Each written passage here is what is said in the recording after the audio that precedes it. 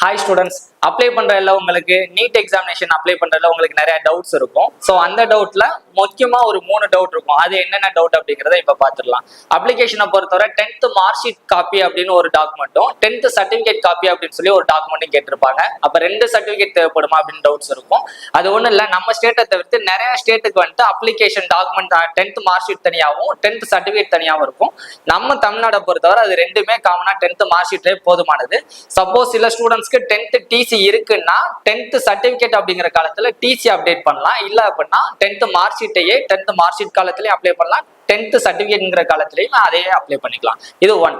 2வது ஓபிசி சர்டிபிகேட்டை பொறுத்தவரை நிறைய பேர் நாங்க அப்ளை பண்ணிருக்கோம், வர்றதுக்கு டைம் ஆகும் அப்படிங்கிற மாதிரி டவுட்ஸ்ல எல்லாம் இருப்பீங்க. ஓபிசியை பொறுத்தவரை வேலிடிட்டி 1 இயர் தான் வேலிடிட்டி. ஏப்ரல் 1ஆம் தேதியில இருந்து மார்ச் 31ஆம் தேதிக்குள்ள தான் அதோட வேலிடிட்டி இருக்கும்.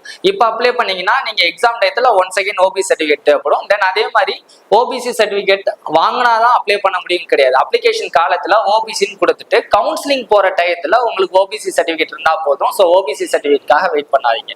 3வது விஷயம், ஆதார் கார்டில் வந்துட்டு எனக்கு நிறைய கரெக்ஷன்ஸ் இருக்கு, டவுட்ஸ் இருக்கு அப்படிங்கிற மாதிரிலாம் கன்ஃபியூஷன் இருக்கும். ஆதார் கார்டை பொறுத்தவரை ஆதாரோட நம்பர் இப்பயும் உங்களுக்கு அதே நம்பர் தான். நீங்க சொல்லக்கூடிய டவுட்ஸோ அட்ரஸ் கரெக்ஷனோ நேம் கரெக்ஷனோ வந்துட்டு நீங்க கரெக்ஷன் பண்ணதுக்கு அப்புறம் அதே நம்பர் தான். அப்ளை பண்றப்ப வந்துட்டு உங்களுக்கு ஆதார் நம்பர் கரெக்டா இருந்தா போதும். ஆதாரோட டாக்குமெண்ட்ல நாங்க கரெக்ஷனுக்கு அப்டேட் பண்ணிருக்கோம்னு ஒரு காலம் இருக்கும், அதை மட்டும் மென்ஷன் பண்ணிட்டு நீங்க எக்ஸாம் டயத்துக்கு முன்னாடி அந்த கரெக்ஷனை ஃபாலோ பண்ணா போதும். ஏன்னா மார்ச் 7ஆம் தேதி தான் லாஸ்ட் டேட். அதுக்கு முன்னாடியே அப்ளை பண்ணிருங்க. ஃபர்தரா உங்களுக்கு இல்லை ஏதாவது டவுட் இருந்தாங்கன்னா நம்ம ரீச் அகாடமிக்கு கான்டாக்ட் பண்ணுங்க, நாங்க உங்களுக்கு சப்போர்ட் பண்ணி தரோம். தேங்க்யூ.